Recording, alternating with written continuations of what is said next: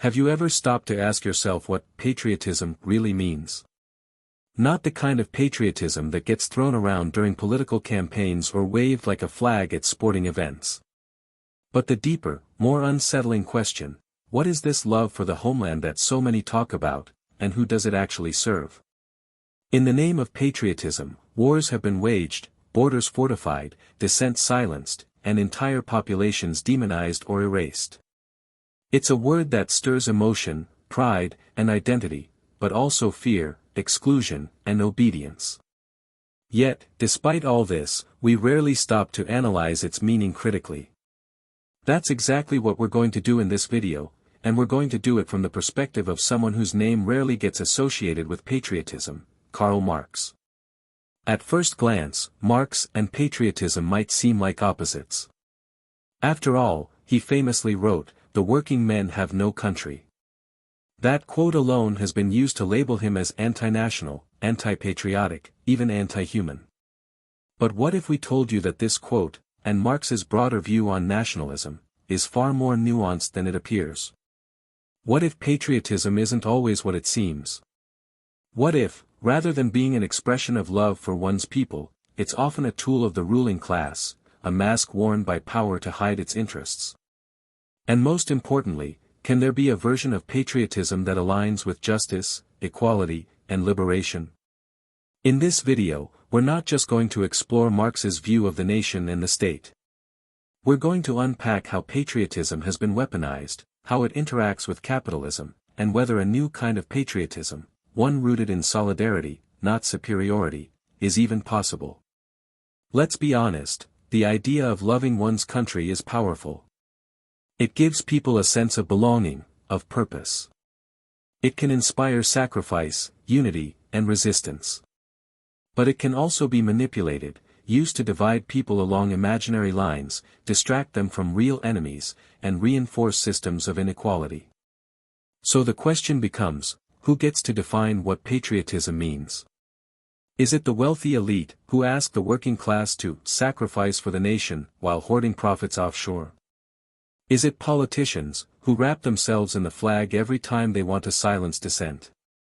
Or can patriotism be reclaimed by those who work, struggle, and build the country, not for the sake of power, but for the sake of the people?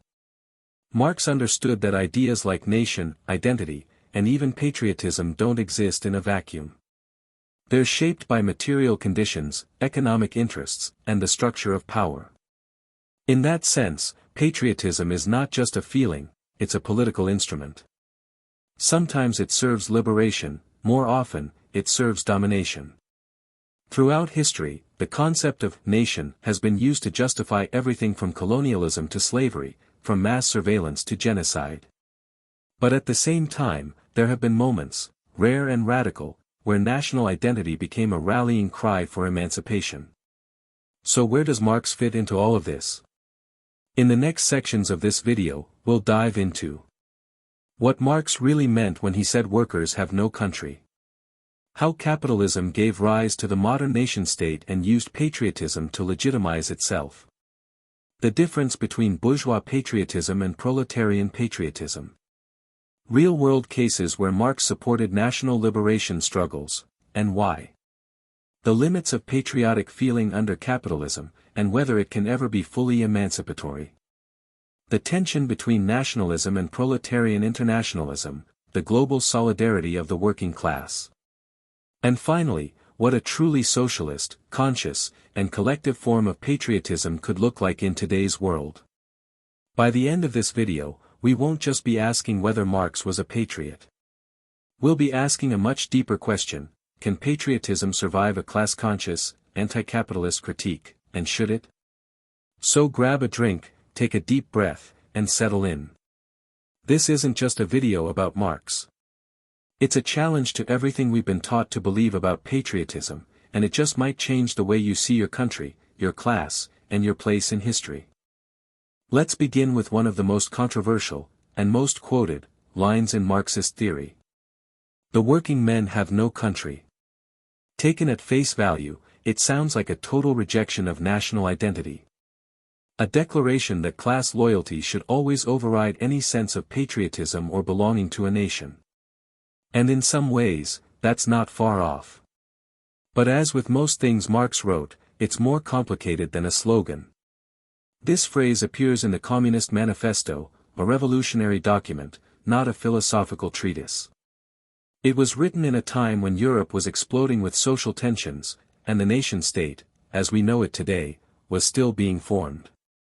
Marx and Engels weren't writing from a place of comfort, they were writing from exile, under constant surveillance, at the height of repression. So what did Marx mean? Let's unpack it.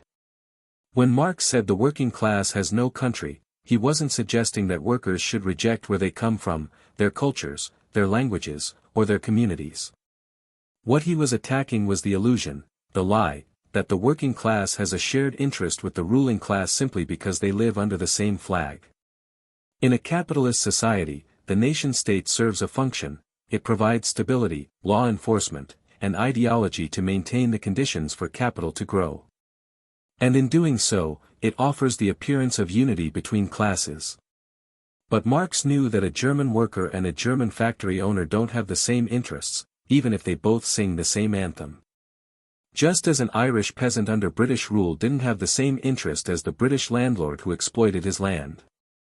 National unity is often an illusion, one that hides the real divisions between those who own and those who labor. So when Marx writes, "The working men have no country," he's exposing that illusion. He's not denying that countries exist, he's saying that workers have nothing material to gain from nationalism as it's used by the ruling class.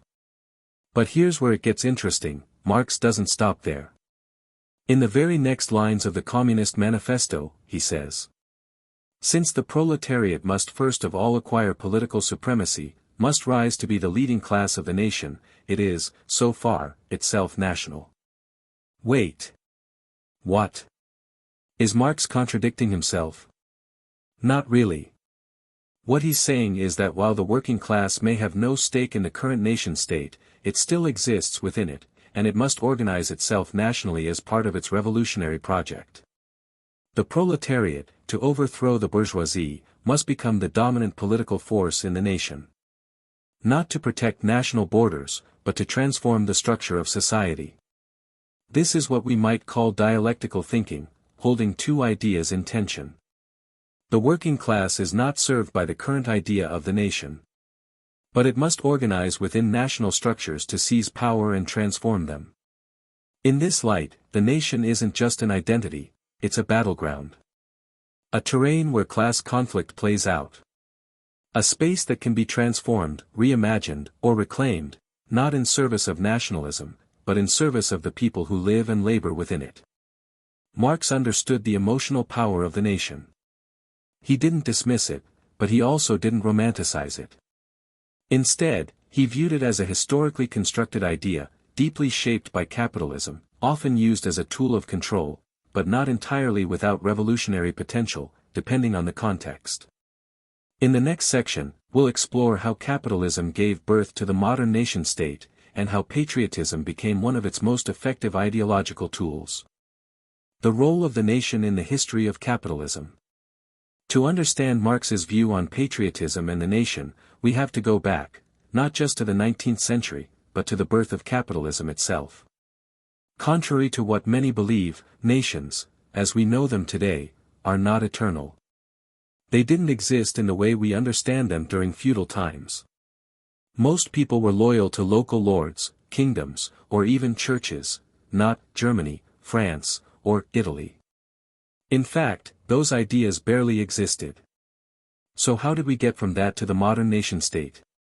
According to Marxist analysis, the rise of capitalism required a new kind of political structure, one that could unify diverse regions, standardize currencies, create centralized legal systems, and, most importantly, form large internal markets where capital could circulate freely. That's where the nation-state comes in.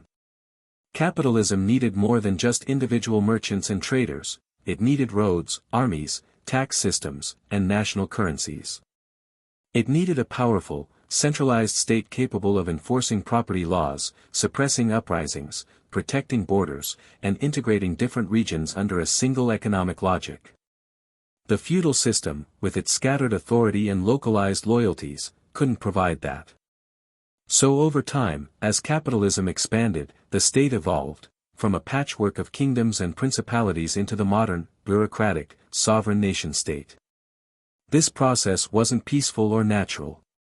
It was often violent, bloody, and deeply tied to the expropriation of land, the displacement of peasants, and the formation of a wage labor class. The construction of the nation was never separate from the development of capitalist exploitation. And what held this new national identity together? Patriotism. In order to get millions of people to identify with a single nation, capitalist states had to build emotional and ideological unity. Through flags, anthems, myths, common histories, military service, national holidays, and standardized education, the idea of the nation was constructed, not just as a place on a map, but as a moral obligation. But here's the catch: this national identity was never neutral. It was always tied to the interests of those who controlled capital and power. Patriotism became a mechanism of control. A way to convince workers that their primary loyalty should be to the nation, not to their class. A way to frame strikes, protests, or even revolutionary movements as anti-national, unpatriotic, or dangerous. Suddenly, workers were expected to die in wars for their country, a country where they owned no land, no capital, no power. Suddenly, criticizing injustice meant hating your country. Suddenly, solidarity with workers in other nations was seen as betrayal. This is where Marx's critique becomes most powerful. He saw the nation not as a natural or eternal reality, but as a historical product, one shaped and weaponized by the needs of capital. The working class was expected to see itself as British, French, German, while the capitalist class saw no borders at all. They traded across nations, invested globally, and united to suppress revolts. Capitalism was international. But workers were told to stay loyal to their flag, even if that flag waved over their oppression. This contradiction is what Marx sought to expose. And it leads us directly into the next topic: the difference between bourgeois and proletarian patriotism. Bourgeois patriotism versus proletarian patriotism. Now that we understand how capitalism helped create the modern nation-state, and how patriotism became a powerful ideological tool, it's time to look deeper into a key distinction in Marxist thought: the difference between bourgeois patriotism and proletarian patriotism. Because not all patriotism is the same. Let's start with bourgeois patriotism. This is the kind of patriotism we're most familiar with, the kind that's celebrated in parades, broadcasted in military commercials, and taught in schools. It's a patriotism that glorifies the nation as an abstract, sacred entity, while hiding the material inequalities and class divisions within it.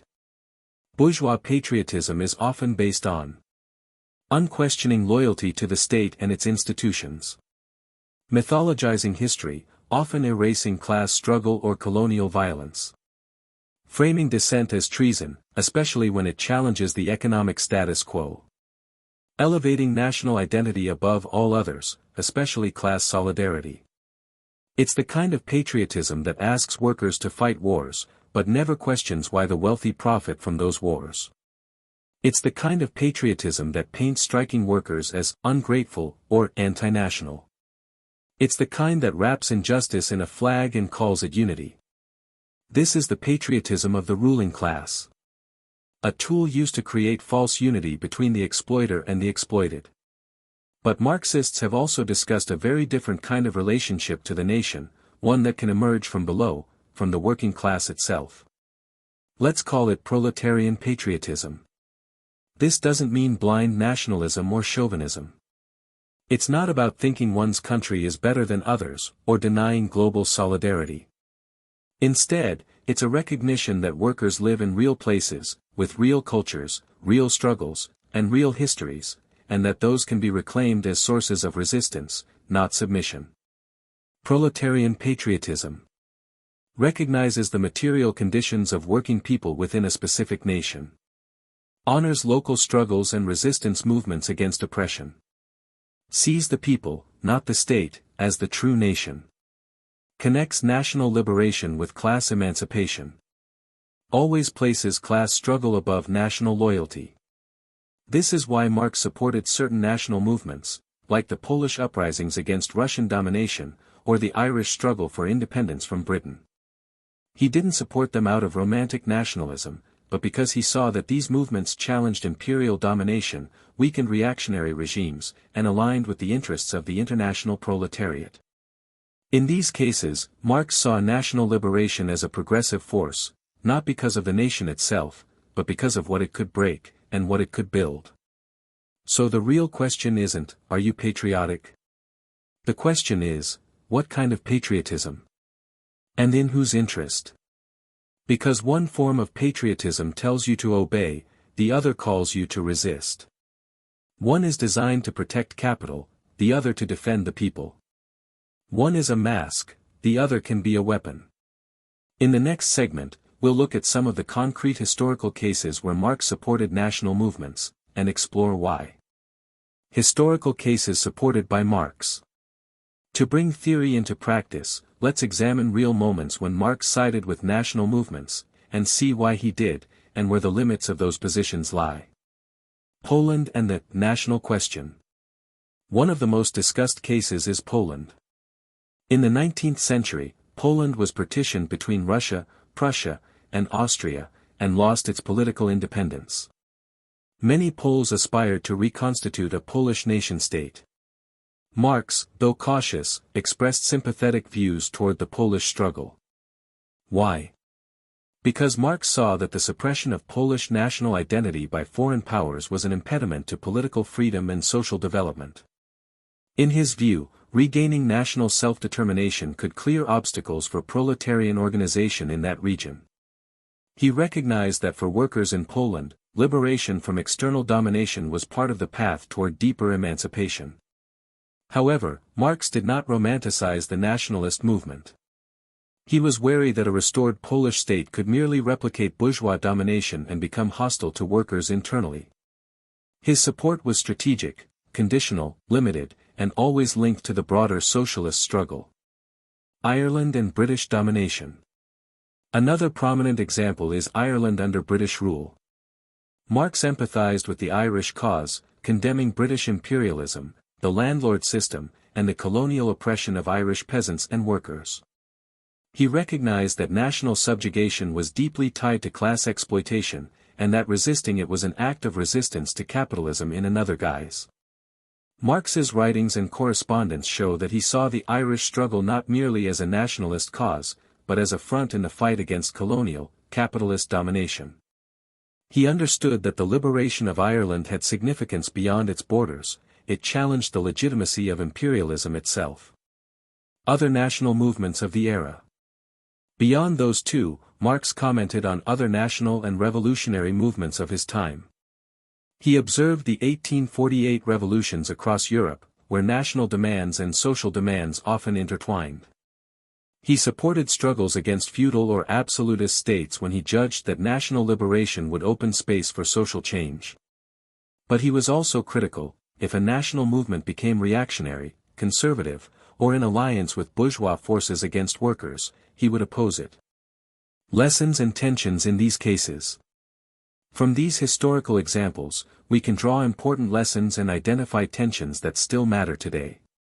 Conditional support. Marx's support for national liberation was never blind or unconditional. It depended on whether the movement furthered the cause of emancipation or risked reinforcing class hierarchies. Risk of nation-state restoration. Even if national liberation is achieved, the restored state may replicate capitalist class structures, continue to exclude workers, and subdue dissent. Hence, Marx insisted that national struggles be linked to social transformation, not mere statehood. International perspective. Marx viewed national struggles within the broader framework of global capitalism and class struggle. He expected that once national liberation advanced, workers should remain conscious of their links to the international proletariat. Dialectical approach. For Marx, national issues and class issues are not separate, they interact. He didn't separate the national struggle from the class struggle, but analyzed how they influenced each other dialectically. Through these historical cases, we see Marx attempting to navigate a treacherous terrain, supporting legitimate aspirations for self-determination without losing sight of class emancipation. In the next section, we will examine the limits of patriotism under capitalism, how it can be co-opted, turned against its own people, and become an obstacle to solidarity.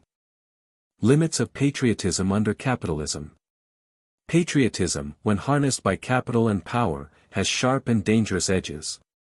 It doesn't just unite, it can divide, exclude, and pacify. In this section, we'll examine how patriotism fails us under capitalism, and how it can even become a tool to suppress resistance and fracture solidarity. Co-optation and institutionalization. One of the greatest dangers is co-optation. The ruling class absorbs patriotic sentiment, neutralizes it, and repackages it as a harmless, even noble, narrative.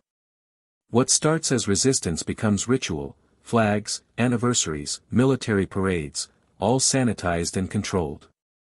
Once a movement is institutionalized, it no longer challenges the status quo, it supports it. Patriotism becomes part of the superstructure, education, media, culture, religion, all reinforcing the message that, to criticize is unpatriotic. Alienation of the other. Patriotism can create rigid boundaries, us versus them. Those who are labeled as foreigners, migrants, minorities, they become the targets of suspicion, exclusion, and scapegoating. Workers from different national, ethnic, or religious backgrounds, who otherwise might find common struggle in class, are pushed apart by national identity. This fragmentation weakens the collective power needed to fight capital. Framework for war and imperialism. Patriotic rhetoric is often used to justify wars, invasions, and exploitation.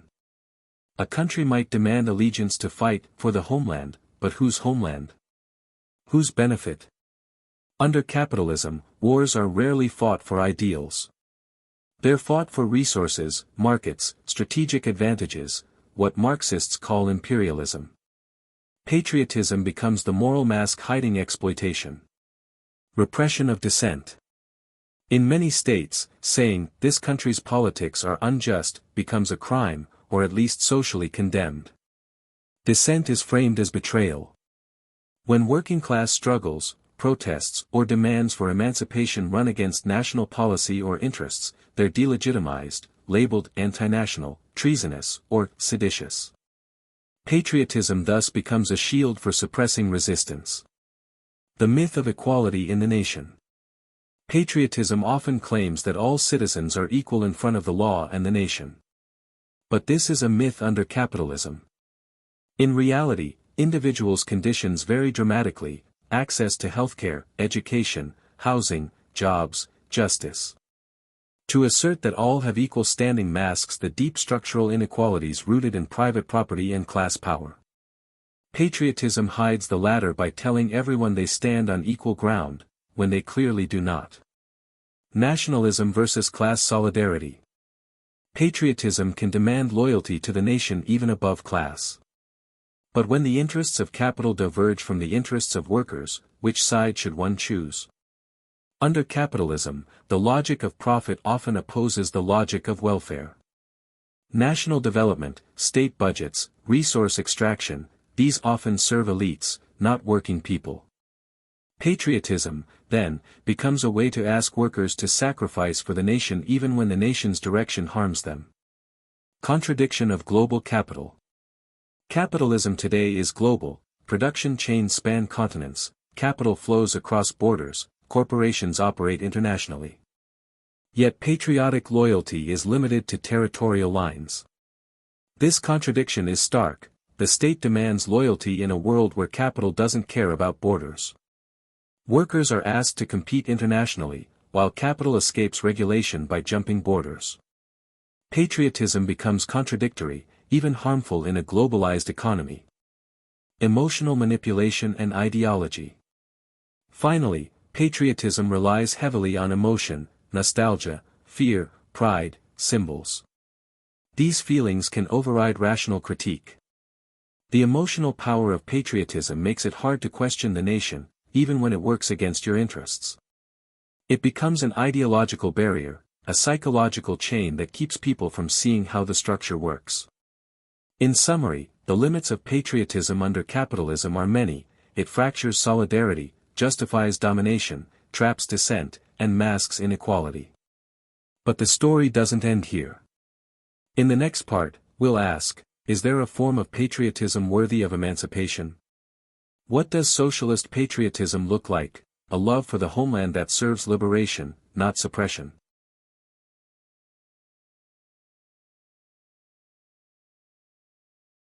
Socialist patriotism, possibilities and tensions. Having explored how patriotism under capitalism often betrays the working class, it's time to ask a bold question: can there be a kind of patriotism compatible with socialism, one that empowers, rather than subjugates? Reclaiming country from below. Patriotism doesn't have to be a tool of the state. A socialist patriotism would begin by reclaiming the idea of country, not as a monument to power or dominance, but as the shared space of people's life, labor, culture, and struggle. It means rooting loyalty in those who build and sustain the land, workers, peasants, communities, not in elites, flags, or borders. Local identities within universal solidarity.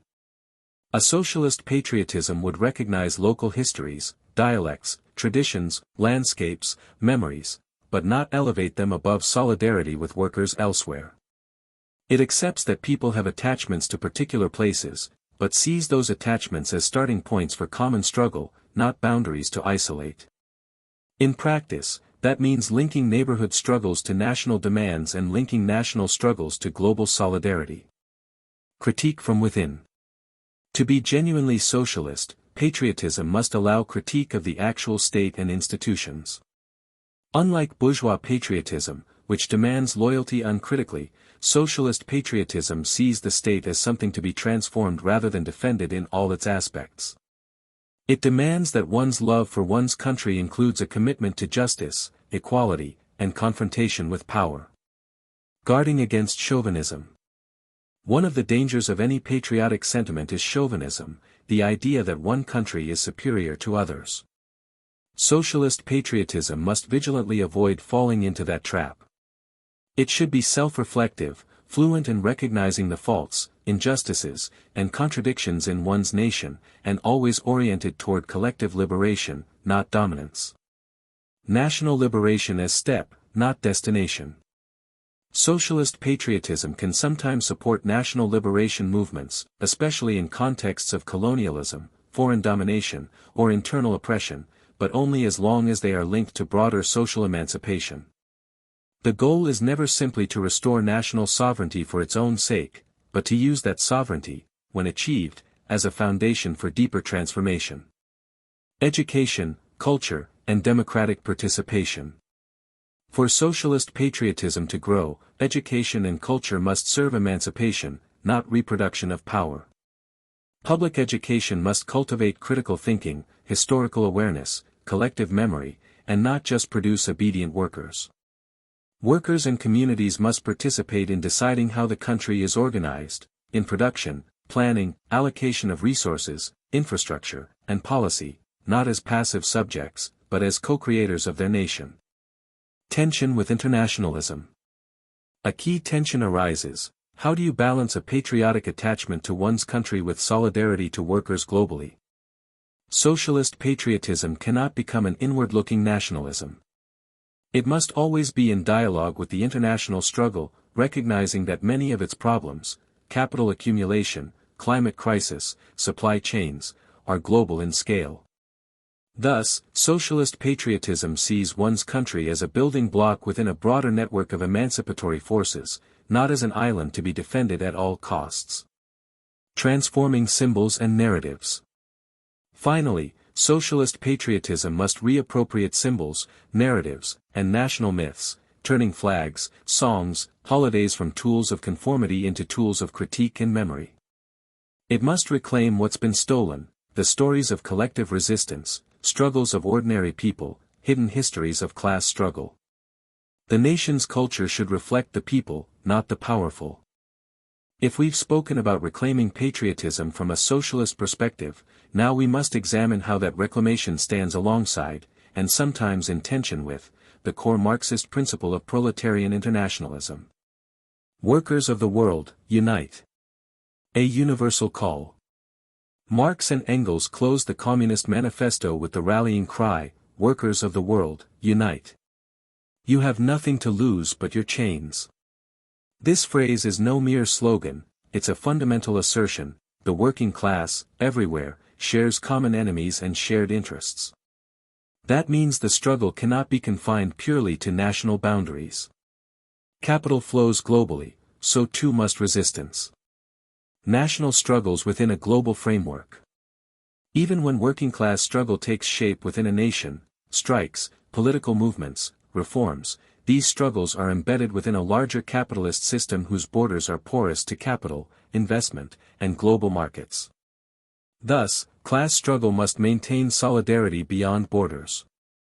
A worker in one country cannot fully emancipate herself if workers elsewhere are still exploited under similar, or even worse, conditions. Avoiding nationalism from the left. One of the dangers is when left movements adopt nationalist rhetoric in ways that exclude or alienate international solidarity. For example, framing "workers in my nation first" risks echoing the logic of competitive nationalism. Socialist patriotism must always be wary of nationalism that prioritizes one country at the expense of others.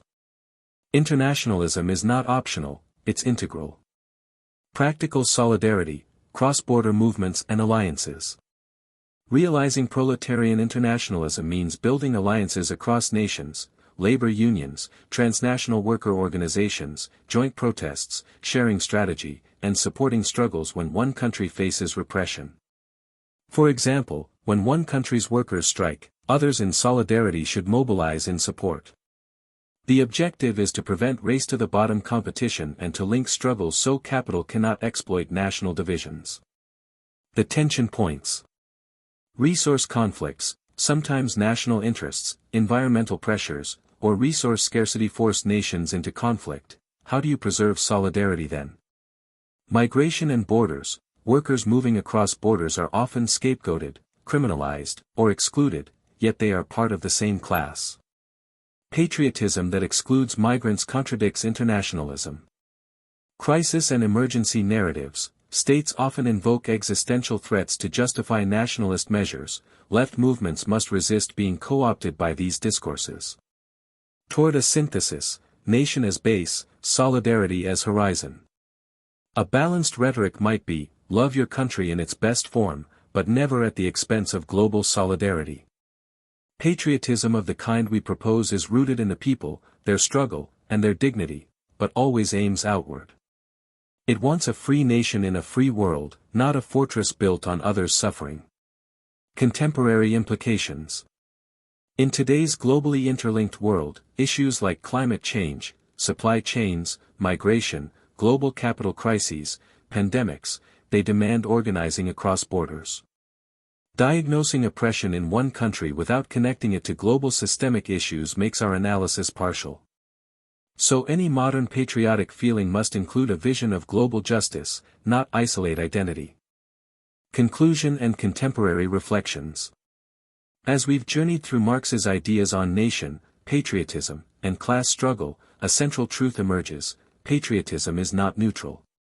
It can be used to divide, control, and obscure power, or it can be reimagined as a form of allegiance to people, justice, and collective emancipation. Let's recap the key threads we've woven together. The nation is not a timeless, natural fact, it's historically constructed, deeply shaped by capital and power. Patriotism under capitalism often serves the ruling class, it demands loyalty, suppresses dissent, and hides inequality. Marx's statement, "the working men have no country," is not a denial of belonging, but a critique of how national identity has been hijacked by capital. Despite this, the proletariat must organize within nations to transform them, seizing the state to rebuild society in the interest of all, not a few. Marx supported certain national liberation movements, Poland, Ireland, etc., when they weakened oppressive domination and aligned with emancipation, while always remaining wary of bourgeois capture. Patriotism has limits under capitalism: co-optation, war, exclusion, repression, global contradictions, and must be critically examined. But a socialist patriotism may be possible, rooted in people, committed to justice, open to critique, and deeply intertwined with international solidarity. Proletarian internationalism, workers of the world, unite. Ensures that patriotic feeling does not become narrow nationalism but part of a shared global struggle. What does this mean today? Now we turn to our moment, the 21st century, a world marked by globalization, migration, climate crisis, digital capitalism, and rising inequality. Global capital, national borders. Capital operates beyond borders. Corporations shift factories, money moves at the click of a button, supply chains stretch continents. Yet workers are still locked into national legal systems, taxation regimes, and states that may not serve them.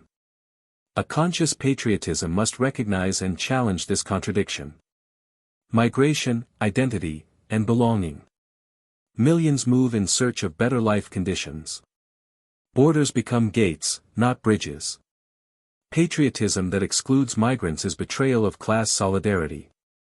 The modern patriot must embrace plural identities and fight for inclusion, not exclusion. Climate crisis and ecological justice. The environmental crisis knows no borders.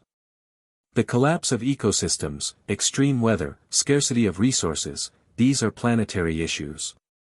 Patriotism that ignores ecological justice is shallow. A responsible patriotism, rooted in Marxist insight, must prioritize the health of land, water, communities, and future generations. Technology, surveillance, and digital capital. In today's world, technology is power. The means of production now includes data, platforms, algorithms. Patriotism must demand that digital infrastructure serve people, not exploit them. Privacy, freedom of expression, equitable access, these must be part of patriotic demand. Reclaiming national narratives. History is always told by those in power. Statues, national holidays, textbooks, they often hide class struggle, colonialism, resistance. Socialist patriotism demands we reclaim narratives, honor workers, oppressed peoples, suppressed voices. Make the nation's memory one of dissent, not only conformity. Solidarity in crisis. When one country suffers, famine, pandemic, dictatorship, others must stand up. True patriotism is not closing in, but reaching out. Building networks of mutual aid, cross-border alliances, resistance to imperialism. Call to reflection and action. What does all this mean for you, the viewer, the thinker, the potential organizer? When someone tells you to love your country, question who benefits and who pays. If you feel pride in your place, ask, is it shared prosperity or exclusion? Support movements that democratize the state, redistribute resources, reclaim land, raise up communities. Build connections beyond your borders. Read, listen, act in solidarity. Push for education that doesn't just reproduce workers, but frees minds. Demand that the symbols of patriotism, flag, national stories, reflect all people, not just the powerful few. Patriotism in the 21st century should not be blind faith in a state or a boundary, but ongoing commitment to justice, equality, freedom, and world solidarity. It should challenge those in power, not glorify them. It should be inclusive, not exclusionary. It should remember the past, especially the resistance, and demand a future where the nation belongs to everyone who builds it. If you've made it this far, thank you. If this video sparks something in your mind, share it, comment on it, spread it. Let's keep this conversation alive.